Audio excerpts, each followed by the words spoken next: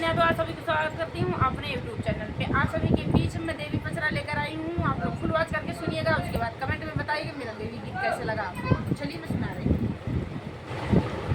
मैया का हवाला गायु बड़ी देर भावनवा में आवा चली। मैया का हवाला गायु बड़ी देर भावनवा में आवा चली। तोहरे बिना मैया मैया ना आवे, तोहरे बिना मैया मैया ना आवे। गजरा गुछत लागी देर भावनवा में आवा चली।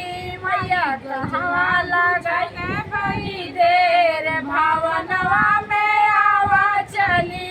मैया का हवाला गायु बड़ी देर भावनवा में आवा चली।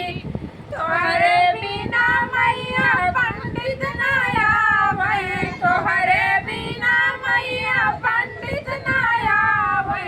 पोथिया बचत लागी देर भावनवा में आवा चली। मैया का हवाला गायु बड़ी देर भावनवा में आवा चली। माई का हवाला गायु बड़ी देर भावनवा में आवा चली।